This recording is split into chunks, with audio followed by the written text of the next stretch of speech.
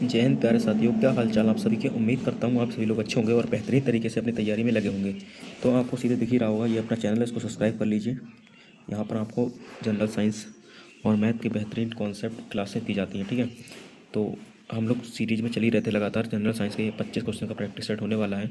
Navy SSR, navy MR और navy medical assistant Indian army के लिए बेहतरीन प्रश्न होने वाले हैं मेरे भाई यहाँ से। तो आइए चलते हैं इस सीरीज में। आज की क्लास का पहला क्वेश्चन और देखते हैं क्या पूछा गया है मेरे भाई क्वेश्चन में, ठीक है। तो आइए चलते हैं पहला क्वेश्चन की ओर। पहला क्वेश्चन है मेरे भाई यहाँ पर, मानव शरीर की सबसे बड़ी ग्रंथि कौन सी है मेरे भाई। मानव शरीर की सबसे बड़ी ग्रंथि कौन सी है, ये इस पहले प्रश्न में पूछा गया है। तो आप सभी को पता है यकृत, यानी जो हमारा लीवर होता है मेरे भाई, वह शरीर की सबसे बड़ी ग्रंथि होती है, ठीक है। तो आइए चलते हैं अगले क्वेश्चन की ओर। यहाँ पर दूसरा क्वेश्चन है हमारे पास, प्रकाश वर्ष किसकी इकाई है, ठीक है। प्रकाश वर्ष किसकी इकाई है मेरे भाई। तो आप सभी को पता है ये मेरे भाई, ये दूरी की इकाई होती है प्रकाश वर्ष, ठीक है। तो बढ़िया तरीके से आपको समझ में आ गया होगा, ठीक है। तो आइए चलते हैं अगले क्वेश्चन की ओर। अगला क्वेश्चन है, पानी का अधिकतम घनत्व तापमान क्या होता है, ठीक है। अधिकतम तापमान कितना होता है, मतलब तापमान जो तापमान पर होता है अधिकतम घनत्व, तो सबसे अधिक जो होता है मेरे भाई यहाँ पर 4 डिग्री सेल्सियस पर होता है, ठीक है। तो अगला क्वेश्चन है मेरे पास यहाँ पर, रक्त का पीएच मान कितना होता है। रक्त का पीएच मान कितना होता है यहाँ पर, रक्त का पीएच मान जो है यहाँ पर 7.4 होता है। 7.4 हो जाएगा यहाँ पर, ठीक है। तो चलते हैं अगले क्वेश्चन की ओर मेरे भाई यहाँ से। अगला क्वेश्चन है, हवा में ध्वनि की गति कितनी होती है।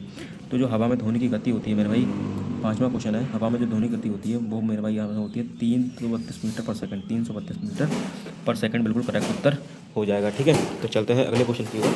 अगला क्वेश्चन है मेरे भाई यहाँ से,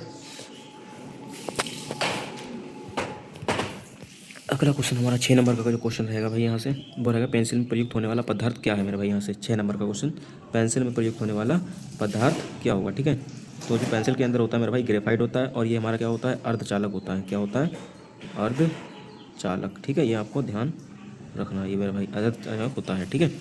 तो अगला क्वेश्चन है मेरे भाई, विटामिन 7 नंबर का क्वेश्चन रहेगा, विटामिन सी का सबसे अच्छा स्रोत क्या है मेरे भाई।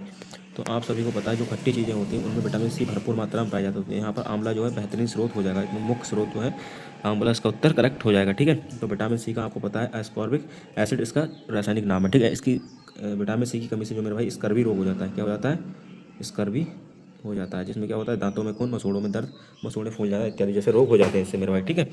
तो आइए चलते हैं अगले क्वेश्चन की ओर। 8वें नंबर का क्वेश्चन है भाई यहाँ से, और 8वें नंबर के क्वेश्चन में मेरे भाई यहाँ से पूछा गया है आपसे, वायुमंडल में सबसे अधिक मात्रा में पाई जाने वाली गैस कौन सी है मेरे भाई। तो वायुमंडल में सबसे अधिक मात्रा में जो है नाइट्रोजन गैस पाई जाती है, 78%, ठीक है।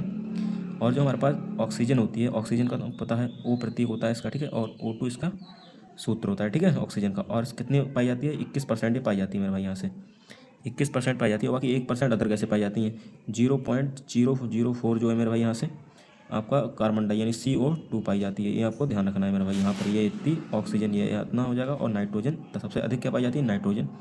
दूसरे नंबर पर ऑक्सीजन पाई जाती है सबसे अधिक वायुमंडल में, ठीक है। तो तैयार कर लीजिएगा बढ़िया तरीके से इन क्वेश्चनों को, बेहतरीन क्वेश्चन है।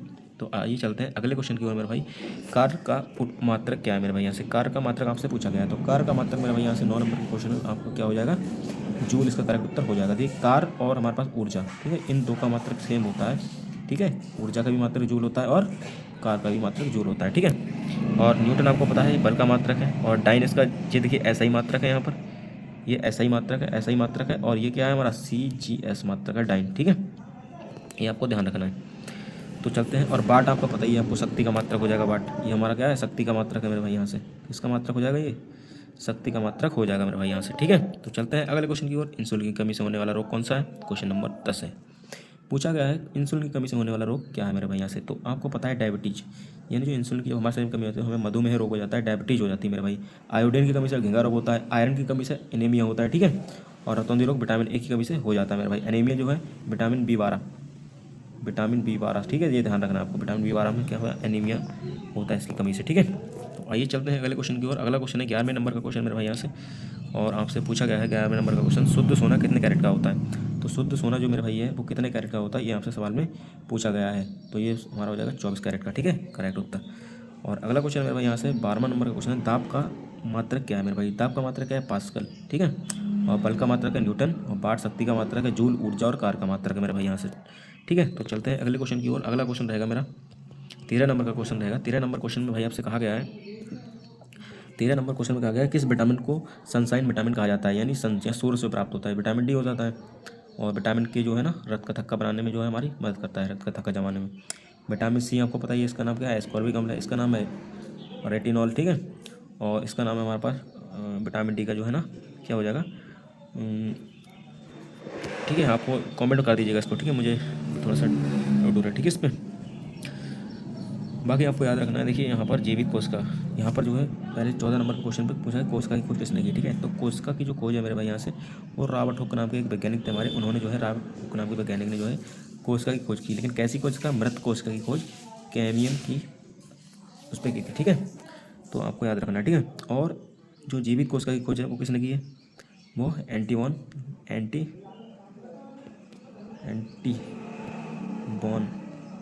ल्यूक हॉक ने, किसने, ल्यूक हॉक ने जो है मेरे भाई यहाँ से की थी, ठीक है।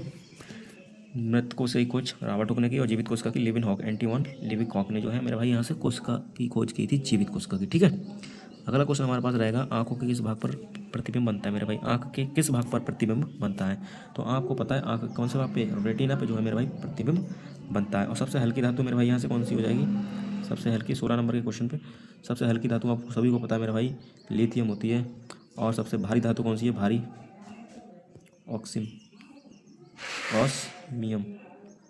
ऑस्मियम मेरे भाई सबसे भारी धातु हो जाएगी, आपको ध्यान रखना है, ठीक है। तो चलते हैं अगले क्वेश्चन की ओर। हंसाने वाली गैस कौन सी है, ठीक है। तो हंसाने वाली कौन सी गैस है मेरे भाई यहाँ से, हंसाने वाली जो गैस हो जाएगी वो नाइट्रस ऑक्साइड हो जाएगी मेरे भाई यहाँ से, ठीक है। और मीथेन जो है मेरे भाई किसका घटक है, मुख्य घटक है ये CNG का मुख्य घटक कौन सा है, मीथेन है, ठीक है। LPG का पूछेगा, LPG का तो क्या हो जाएगा, ब्यूटेन, मुख्य घटक ये यहाँ से ब्यूटेन, ठीक है, ब्यूटेन हो जाएगा LPG का। और CNG का मीथेन, CNG का मेरे भाई यहाँ से ये मीथेन हो जाएगा। और हंसाने वाली गैस कौन सी है, नाइट्रस ऑक्साइड, ठीक है। और नाइट्रस ऑक्साइड का जो मेरे भाई यहाँ से सूत्र हो जाएगा वो N2O, ठीक है। ये नाइट्रस ऑक्साइड का सूत्र है और ये हंसाने वाली गैस है मेरे भाई यहाँ से, ठीक है। तो चलते हैं अगले क्वेश्चन की ओर। अगला क्वेश्चन है दूध की शुद्धता किससे मापी जाती है। 18 नंबर का क्वेश्चन है मेरे भाई यहाँ से, इसमें पूछा गया है दूध की शुद्धता किससे मापी जाती है। तो आप सभी को पता है लैक्टोमीटर से जो है इसकी शुद्धता मापते हैं, ठीक है। हाइग्रोमीटर से वायुमंडल की आर्द्रता मापते हैं यानी नमी को मापते हैं। बैरोमीटर से वायु दाब मापा जाता है और थर्मामीटर से आपका तापमान मापा जाता है मेरे भाई यहाँ से, ठीक है। तो ये इसका जो है करेक्ट उत्तर हो जाएगा लैक्टोमीटर, ठीक है। अगला क्वेश्चन है अपने पास, सौर ऊर्जा को विद्युत ऊर्जा में कौन बदलता है। तो सौर ऊर्जा को विद्युत ऊर्जा में बदलने का काम मेरे भाई कौन करता है, सोलर सेल जो है मेरे भाई यहाँ पे करता है, ठीक है। सोलर सेल जो है इसका करेक्ट उत्तर हो जाएगा। तो चलते हैं अगले क्वेश्चन की। अगला क्वेश्चन है मेरे भाई यहाँ से, लोहे में जंग लगना कैसा परिवर्तन है, ठीक है। तो लोहे में जंग लगना किस प्रकार का परिवर्तन है मेरे भाई, रासायनिक परिवर्तन, क्योंकि लोहे में जंग लग जाएगी तो वो दोबारा ठीक नहीं हो पाएगा, इसलिए क्या हो जाएगा, रासायनिक परिवर्तन होता है, ठीक है। भौतिक परिवर्तन क्या होता है, जैसे बर्फ का पानी और पानी का बर्फ में, यानी जो चीज़ हम दोबारा करें वो दोबारा ही मिल जाए हमें। जैसे पानी का अगर बर्फ बनाएंगे तो बर्फ से दोबारा पानी बन जाएगा, तो ये भौतिक परिवर्तन, जो मिल जाए वो भौतिक, जो ना मिले वो रासायनिक, ये आपको ध्यान रखना है। मान लीजिए लोहे में जंग लग गई तो उसके बाद वो दोबारा अपने शेप में नहीं आ पाएगा, ठीक है, वो बेकार हो जाएगा, गल जाएगा, तो इसलिए ये रासायनिक परिवर्तन है, ठीक है। समझ में आ गए होंगे दोनों परिवर्तन। आइए चलते हैं अगले क्वेश्चन की ओर। अगला क्वेश्चन है भाई 21 नंबर का क्वेश्चन।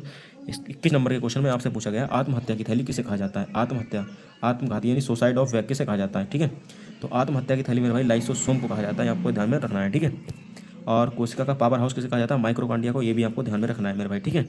तो चलते हैं अगले क्वेश्चन की ओर। बेहतरीन प्रश्न था, इसको भी करते हैं। इसमें पूछा गया मानव हृदय का 1 मिनट में कितनी बार धड़कता है, ठीक है। मानव हृदय 1 मिनट में कितनी बार धड़कता है, तो आपको पता है 72 बार धड़कता है, ठीक है। अगर एक छोटा बच्चा होता है उसका कितना धड़कता है, 150 बार, ठीक है, ये आपको ध्यान में रखना है। एक सामान्य जो मनुष्य होगा उसका 72 बार और जो छोटे बच्चे होते हैं उनका 150 बार, ठीक है। तो चलते हैं अगले क्वेश्चन की ओर। अगला क्वेश्चन मेरा भाई रहेगा त्वरण का मात्रक क्या है, ठीक है। तो त्वरण होता है A बराबर, त्वरण क्या होता है मेरे भाई यहाँ से फॉर्मूला सूत्र, मतलब क्वेश्चन भी पूछ लिया जाता है न्यूमेरिकल, तो A बराबर होता है B/T, ठीक है। तो B को लिखते हैं हम लोग मीटर पर सेकंड, और एक नीचे सेकंड और रेडी है, ठीक है। इसको लिखते हैं मीटर प्रति सेकंड, और एक टाइम और है तो उसको भी सेकंड, तो second into second, second square, तो मीटर पर सेकंड स्क्वायर मेरे भाई यहाँ से त्वरण का मात्रक हो जाएगा, ठीक है। तो मीटर पर सेकंड B ऑप्शन हो जाएगा करेक्ट इसका। तो चलते हैं अगले क्वेश्चन की ओर। अगला क्वेश्चन है बेहतरीन तरीके से, पीतल किन वस्तु का मिश्रण होता है, ठीक है।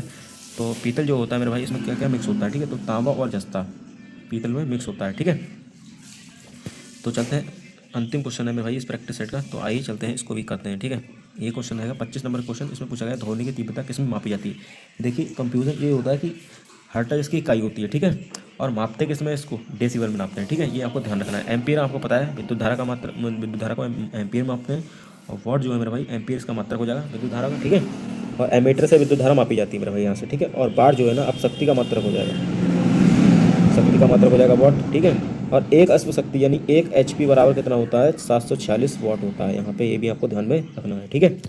तो कैसी लगी क्लास आप सभी बताएं, और क्लास अच्छी लगी हो तो इसको आगे शेयर करें और एक प्यारा सा कमेंट जरूर करें, ठीक है। तो थैंक यू वेरी मच, मिलते हैं अगले वीडियो में, धन्यवाद।